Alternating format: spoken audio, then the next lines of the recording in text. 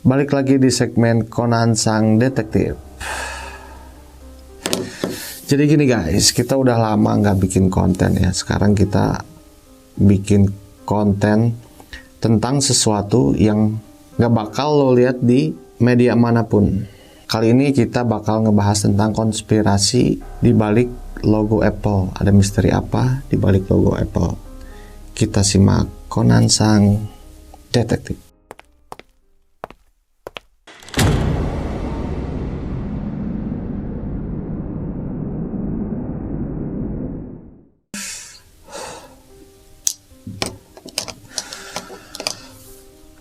Steve Jobs dan Steve Wozniak, mereka berdua mikirin tentang nama perusahaan yang akan mereka bangun. Waktu itu Steve Wozniak ngasih ide dengan nama Enterprise Computer, cuman Steve Jobs menolaknya.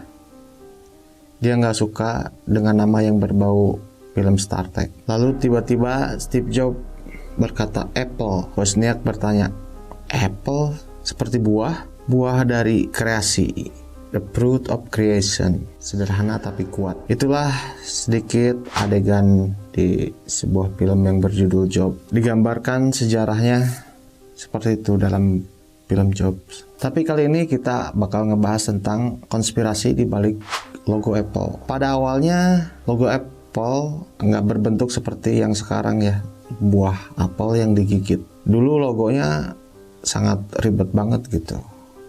Di situ ada gambar seperti seorang Sir Isaac Newton yang sedang bersandar di pohon apel. Mungkin filosofinya apel adalah inspirasi untuk Newton menemukan hukum gravitasi. Dia menemukan sebuah teori paham ilmu. Logo pertama ini dibuat oleh Ronald Wayne yang salah satu pendiri perusahaan Apple. Di dalam logonya terdapat tagline yang berbunyi Newton, a mind forever voyaging through seas of thought alone. Akan tetapi pemakaian logo ini tidak bertahan lama. Jobs ingin nama dan logo Apple itu menyatu menjadi sesuatu yang ikonik. Lalu Jobs dipertemukan dengan desainer yang cukup ternama, namanya Rob Janoff pada tahun 1977. Waktu itu Janoff masih bekerja sebagai seorang art director di perusahaan Regis McKenna. Kenapa yang dipilih Janoff? Karena Janoff waktu itu dikenal memiliki kemampuan mendefinisikan konsep-konsep abstrak ke dalam bentuk visual. Lalu tidak lama berselang, Janoff berhasil mempresentasikan sebuah logo yang berbentuk apel yang digigit. Kenapa harus digigit? Karena dia nggak mau apel tertukar dengan buah cherry atau buah tomat gitu. Jadi dia merasa di dunia ini semua orang menggigit apel dari pinggir. Makanya dia memberikan sebuah gigitan di pinggir.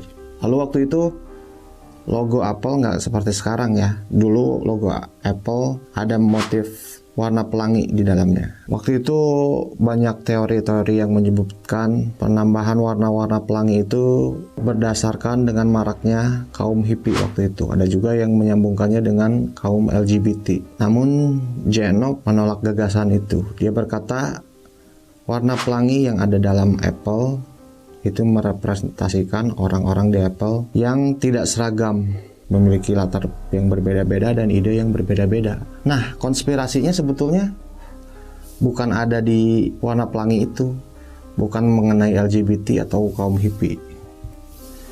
Konspirasinya adalah karena di beberapa kitab-kitab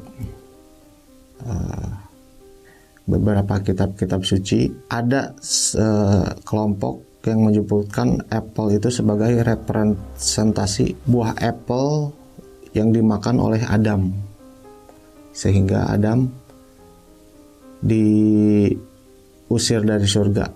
Dalam beberapa kepercayaan, makanya kan disebut, kalau dalam bahasa Inggris ini tuh buah, kalau dalam Islam tuh buah khuldi katanya. Ini disebut kalau dalam bahasa Inggris Adam's apple, ini buah khuldi itu disebutnya Adam's apple, apelnya Adam gitu. Dalam beberapa kepercayaan, Adam's apple ini atau apel yang dimakan oleh Adam ini kenapa dulu Tuhan melarang Adam memakan buah apel tersebut. Karena menurut beberapa kepercayaan itu ketika Adam memakan buah apel itu, maka dia akan memiliki ilmu pengetahuan yang menjadi sebuah anugerah bagi umat manusia. Itu sih kepercayaan siapa ya? Satanik mungkin. Jadi setan itu mempengaruhi Adam untuk memakan buah apel agar memiliki ilmu pengetahuan dan sains. Kalau dalam agama Islam sih nggak seperti itu. Nah, makanya banyak mitos yang dihubungkan dengan buah apel ini, seperti yang terjadi dalam cerita Sir Isaac Newton tadi. Dalam cerita Sir Isaac Newton pun seolah-olah ilmu pengetahuan yang terinspirasi oleh buah apel. Dia menempatkan teori gravitasi. Terbukti ketika Janov ditanya oleh seorang wartawan apa arti gigitan dalam apel itu, dia menjawab itu kan similar namanya dengan byte dalam komputer dan byte yang berarti gigitan gitu. 1 kilobyte, 2 kilobyte, megabyte, gigabyte, dan byte gigitan. Itu bisa merepresentasikan itu.